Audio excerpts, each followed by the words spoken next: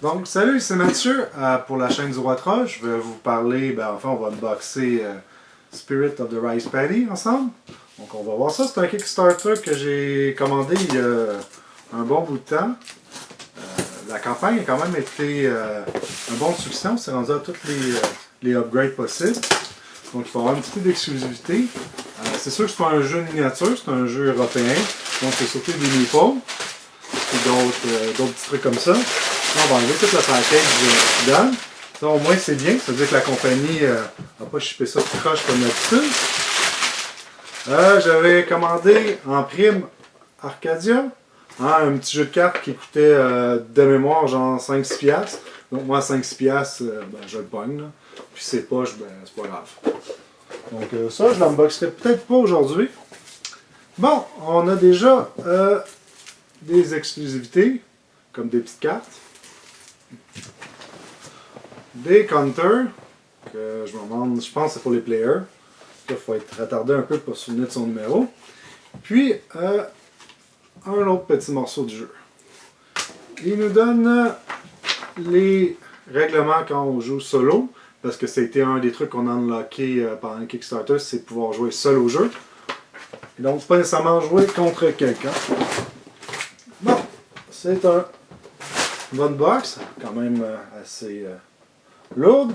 C'est de APA Games, je l'avais même pas dit. Donc, on va ouvrir ça ensemble. C'est un jeu de Philippe Dubarry. C'est un gars, ça a l'air qui a fait quand même des bons jeux. C'était la raison pourquoi je l'avais kickstarté. Bon, je vais essayer de ne pas me tuer avec l'Exacto. Je ne savais pas que je suis bon pour me tuer, parce que sinon je ne ferais pas une vidéo, mais je serais bon pour me tuer. Donc, on peut jouer jusqu'à 4 joueurs. Ils disent à environ 90 minutes la partie. C'est un jeu de... on cultive du riz. Hein? Puis il y a des spirits, des esprits qui vont faire des effets sur notre culture du riz. On peut jouer soit de façon gentille, c'est-à-dire d'enlever les cartes qui permettent d'attaquer la culture de l'autre, ou soit qu'on les garde, parce que c'est le fun de dire à l'autre je te screw, puis ta culture ne marche pas. Puis il faut vraiment bien prévoir ses tours. Donc le i des règles qui est quand même assez beau. Bonne qualité, papier glacé et tout, comme d'habitude. Moi c'est pas du papier journal. Cardboard qui s'enlève déjà. Hein. Quand même assez dur. J'aime ça de même, parce qu'ils ont tendance des fois à le faire un peu flimsy, puis ça plie à rien. Ça, c'est des achievements. T'en mets une coupe, je me souviens plus des règles exactes du jeu, ça fait quand même 1 an et demi que la campagne est finie, ça a été très long avant de le recevoir. Donc ça te permet de scorer des points à la fin de la partie supplémentaire. Ça, on a les résumés des rounds. Je vais l'approcher pour la caméra. Donc ça se joue en 7 rounds. Puis plus que tu attends pour faire ramasser plus de riz, plus tu te fais de points. Donc c'est vraiment savoir à quel point tu as besoin de cultiver beaucoup pour faire des points, faire de l'argent, puis upgrader tes choses. Comme avoir plus de, soit des canards, on peut mettre du riz, toutes ces choses-là. Ça nous permet de produire plus. Mais en attendant trop, des fois on n'est pas capable de récolter à temps. Fait que c'est vraiment, il faut être stratégique. Encore des tables. Donc, on a ici des points ou de l'argent, si vous préférez, de l'eau, parce que c'est important dans ce jeu-là, contrôler l'eau. Parce que si tu n'as pas d'eau, tu n'as pas de riz. Hein, c'est des rizières. On a des canards, puis des vaches, ou des bœufs. C'est plus des bœufs parce qu'ils te permettent d'enlever les os. Les roches plutôt. Alors, on a la culture ici, un début, plus de riz. Encore des canards, puis des bœufs. Et là, on a de l'eau et de l'eau magique. En fait, de l'eau magique, je me souviens plus exactement de la règle, mais c'était vraiment en notes. Ça, c'était important. On a ici une tuile de quelqu'un. En fait, ça aussi, ça a été quelque chose qu'on avait unlocké. Avant ça, il était pas mal moins cool.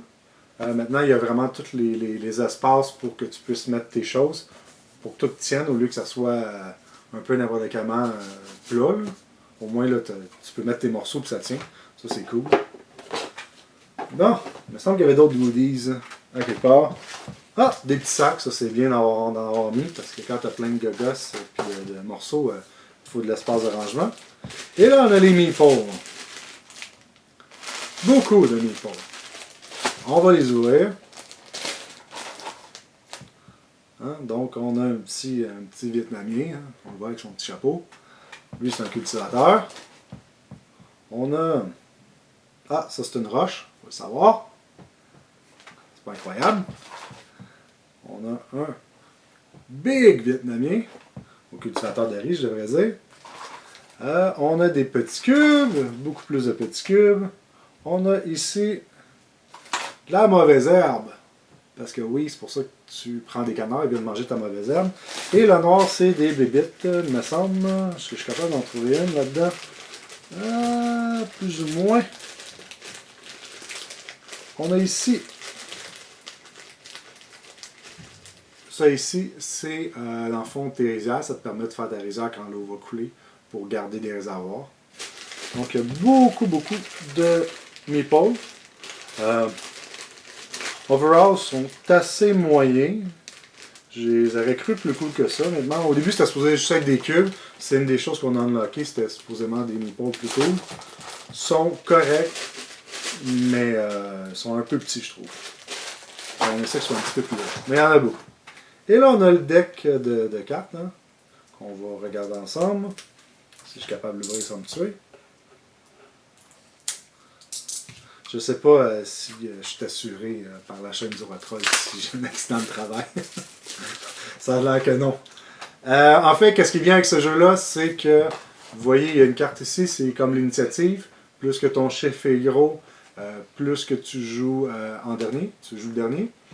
Mais ceux que les chiffres sont bas, normalement, le pouvoir est pas mal moins bon que celui qui est haut. Donc, quand tu choisis quelle carte tu vas jouer, c'est important de regarder ça.